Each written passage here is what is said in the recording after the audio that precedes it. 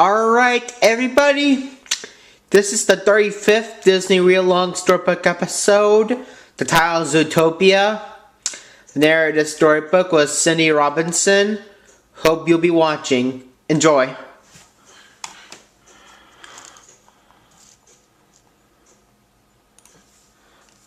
This is the story of Zootopia's first ever police bunny, Judy Hopps, and her unlikely ally, Nick Wilde. You can read along with me in your book. You will know it is time to turn the page when you hear this sound.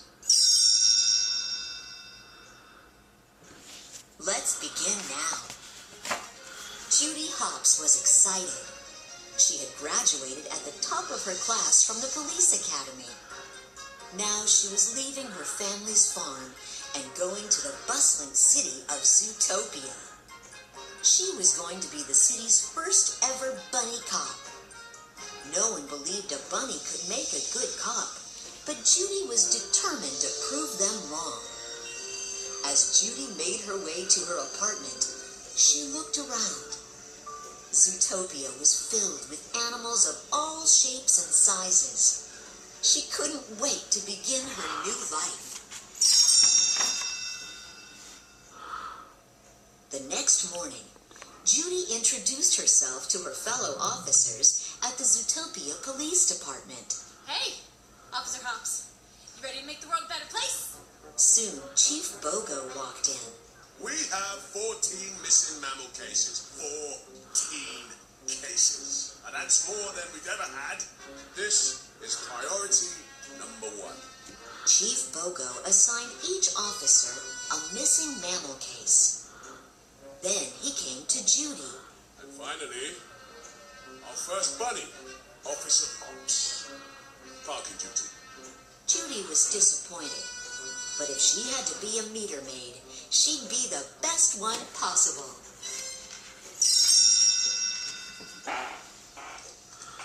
Judy was writing parking tickets when she saw a fox entering Jumbo's cafe.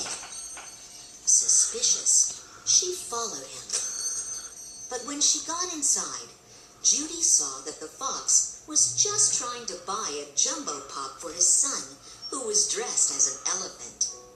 My boy, this goofy little stinker, he loves all things elephant, wants to be one when he grows up. Adorable. Who the heck am I to crush his little dreams, huh? When the owner refused to serve the fox, Judy stepped in and flashed her badge. If the little fox wanted a Jumbo Pop, she was going to make sure he got one. Grumbling, the shop owner handed over a Jumbo Pop. But when the father fox reached for his wallet, he realized he didn't have it. Judy offered to pay. Oh no, my treat. It's just, it burns me up to see folks with such backward attitudes toward foxes. Outside, Judy introduced herself to the fox, whose name was Nick. Then she turned to his son. And you, little guy, you want to be an elephant when you grow up? You be an elephant. Because this is Zootopia. Anyone can be anything.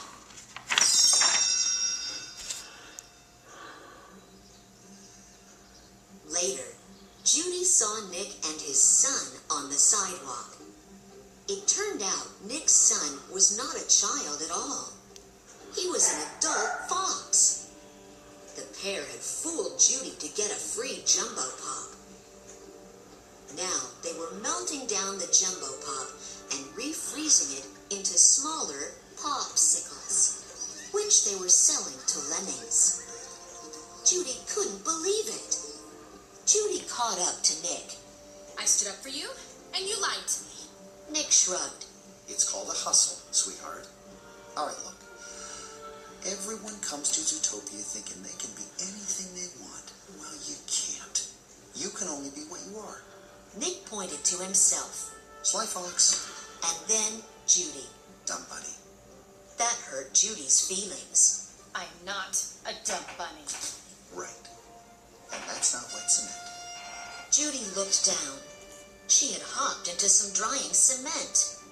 Nick shook his head. You'll never be a real cop.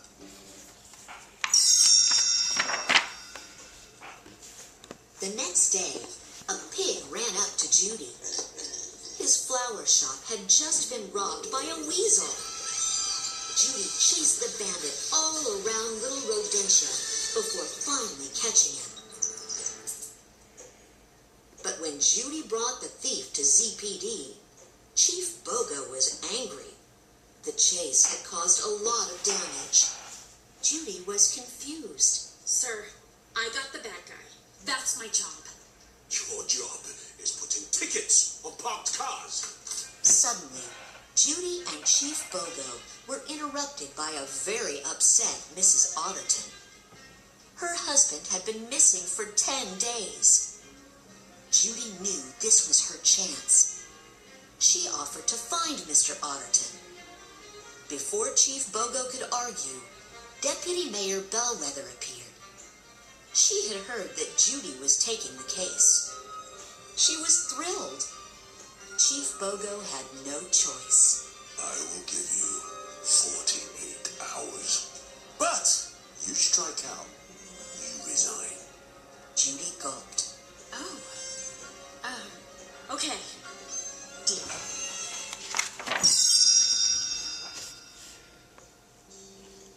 Judy's only clue in the case was a photo of Mr. Otterton. In it, he was eating a popsicle. That meant Nick knew him. Judy went to find the sly fox. She tricked him into admitting that he had committed a crime and made him agree to help her. Judy and Nick soon found out that Mr. Otterton had been seen getting into a car with the license plate 29THD03. The pair went to the DMV, where Nick's friend Flash the Sloth worked. Judy approached Flash. Well, I was hoping you could run a play for us. Flash agreed, but the sloth moved so slowly that it took him all day to get Judy the answer. Nick had known talking to Flash would stall Judy. He was trying to get her to give up, but the bunny wasn't about to drop the case. Finally, Nick and Judy learned that Mr. Otterton had been driven away in the back of a limo. The duo tracked the limo to a parking lot. When they looked inside, they were shocked. The back seat was ripped to shreds. The two went to find the driver, a jaguar named Mr. Monches. When Monches opened his door, the pair saw that he was badly bruised. He told them that Mr. Otterton had attacked him. Whoa. Teensy Otter did that? Mr. Monches explained that Mr. Otterton had been mumbling about night howlers before he went savage. Suddenly, Mr. Monches dropped to all fours. Without warning, he lunged at Judy and Nick. He had gone savage too. Nick and Judy tried to capture Mr. Monches, but he had escaped. When they explained to Chief Bogo what had happened, he demanded Judy's badge. Before Judy could agree, Nick stepped forward. Here's the thing, Chief. You gave her the 48 hours, so technically we still have 10 left to find our Mr. Otterton. And that's exactly what we're going to do. So, if you'll excuse us, we have a very big lead to follow and a case to crack. Judy was surprised to see Nick stand up for her. She realized that there was more to the fox than she had first thought. Maybe the two weren't so different after all. Then Nick had an idea. They could use the traffic cameras to see where the savage Mr. Monches had gone. Nick and Judy visited Deputy Mayor Bellwether. The two watched on her cameras as a group of wolves hopped out of a van and grabbed Mr. Monches. As one of the wolves howled, Judy realized something. Night howlers! That's what Monches was afraid of! Wolves! The wolves are the night howlers! If they took Monch's... I bet they took Otterton too. Nick studied the screen. It didn't take him long to figure out where the wolves were going. The Cliffside Asylum. Judy was impressed. Well, look at you, Junior Detective. You know, I think you'd actually make a pretty good cop. When the pair reached the asylum, they found the entrance guarded by wolves. Judy howled. Soon, all the wolves were howling too. With the wolves distracted, Judy and Nick snuck inside, where they found rows of cages with imprisoned predators, including Mr. Otterton. Judy counted the cages. 11, 12, 13, 14. Chief Bogo handed out 14 missing mammal files. All the missing mammals are right here. Suddenly, Nick and Judy heard footsteps. The pair hid.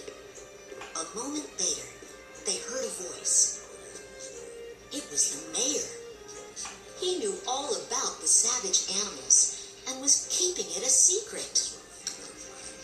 Taking out her phone, Judy recorded the mayor. Then her phone began to ring. She and Nick had to get out of the asylum before they were caught.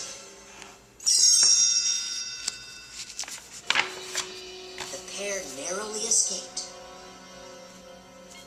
Back at ZPD, Judy presented her recording to Chief Bogo.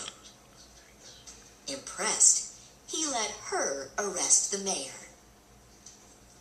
A short time later, the newly appointed Mayor Bellwether held a press conference. When Judy was asked to speak, she presented the facts about the animals who had gone savage. All we know is that they are all members of the predator family. Thousands of years ago, predators survived through their aggressive hunting instincts. For whatever reason, they seem to be reverting back to their primitive savage ways. Nick was hurt by her words. Did she think he could turn into a savage predator?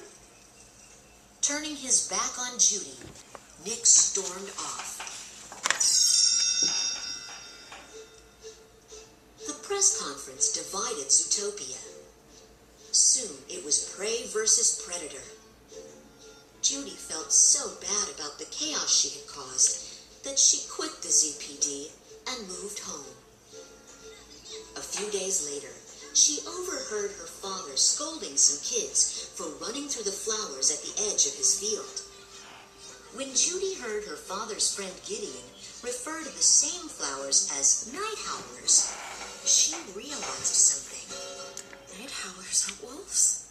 They're flowers. Judy's father explained that the flowers kept the bugs away from his crops, but they could also make animals go crazy. Judy remembered from her case file that Mr. Otterton was a florist.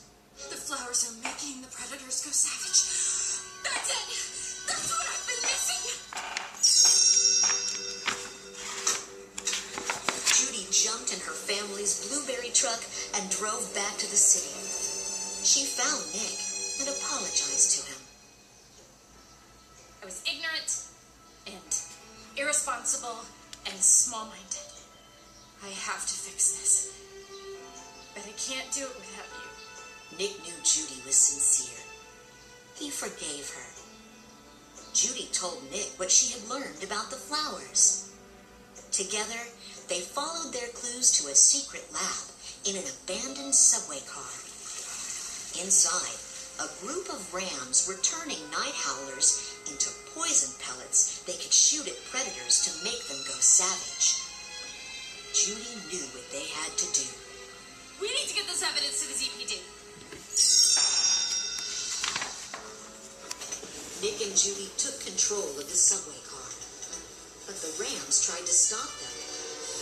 After almost colliding with another train, their train derailed and caught on fire, destroying the flowers. Nick held up a case with a gun and a night howler pellet inside. They still had their evidence. The pair raced through the Natural History Museum on their way to ZPD. Suddenly, Mayor Bellwether appeared.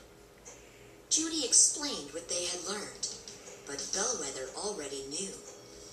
She was the one making the predators turn savage. Bellwether thought it was time for prey to be in charge.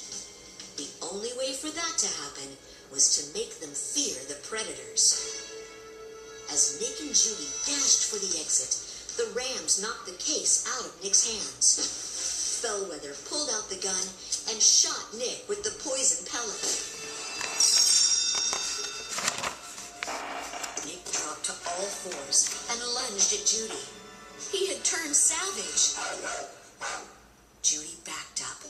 So that's it. Prey fears predator and you stay in power? Bellwether smirked. Fear always works. And I'll dart every predator in Zootopia to keep it that way. Just then, Nick stood up. He hadn't gone savage after all. He had swapped the flower pellet in the gun with a blueberry from Judy's truck to trick Bellwether into confessing. Bellwether wasn't worried. It's my word against yours. But Judy had recorded the confession. As the ZPD arrested Bellwether, Nick and Judy smiled at her. It's called a hustle, sweetheart. Boom. Soon, Zootopia returned to normal. Nick became a cop and Judy's new partner. Judy even gave the commencement speech at Nick's Police Academy graduation. She reminded the new officers that change started with them. They could show the animals of Zootopia how to build a better world. Judy smiled at Nick proudly. Thanks to the two of them, the residents of Zootopia had learned that, working together, they could all make their home a better place.